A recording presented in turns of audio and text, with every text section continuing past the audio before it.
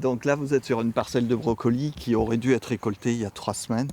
Mais avec la pluie qui était abondante, tout s'est abîmé, tout a pourri. Certes, cette semaine est clémente, mais les pluies de l'automne ont eu raison de ces brocolis cultivés en plein champ.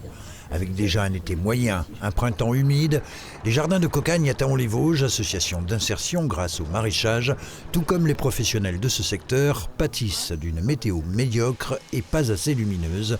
Certains légumes se font rares. La carotte, on a 40% de pertes.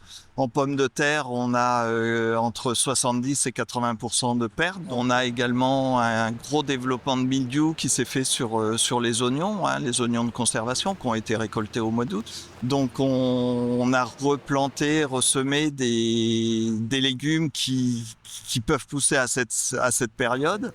Récoltes et stocks, pour l'instant, le contenu des paniers et des adhérents qui soutiennent l'association reste malgré tout rempli.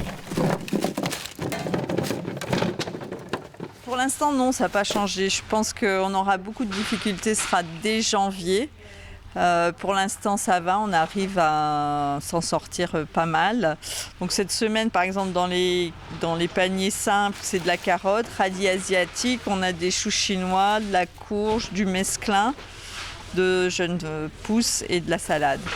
Pour les familiaux, on va rajouter des choux romanesco, du brocoli, voilà. Les cultures sous serre sont protégées, mais elles ne représentent que 20% des surfaces. Et à 100 € le mètre carré, leur extension n'est pas à l'ordre du jour. Les responsables des jardins de Cocagne, pour autant, ne restent pas les deux pieds dans le même sabot. Ils cherchent de nouveaux fournisseurs.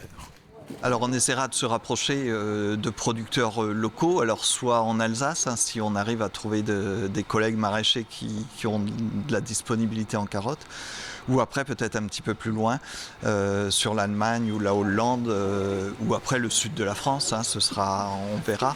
Des achats qui se feront sans hausse de prix sur les paniers, peut-être quelques dizaines de centimes en plus pour le détail en magasin. Il faut les soutenir et puis c'est une mauvaise passe, mais je pense que l'année prochaine ça devrait aller mieux, on l'espère pour eux. Quels que soient ces aléas météo qu'ils espèrent ponctuels, la cinquantaine d'employés, dont une quarantaine en insertion des jardins de Cocagne de Thaon-les-Vosges, devraient pouvoir compter sur la fidélité des 1400 adhérents et sur un temps que l'on annonce calme, au moins pour les prochains jours.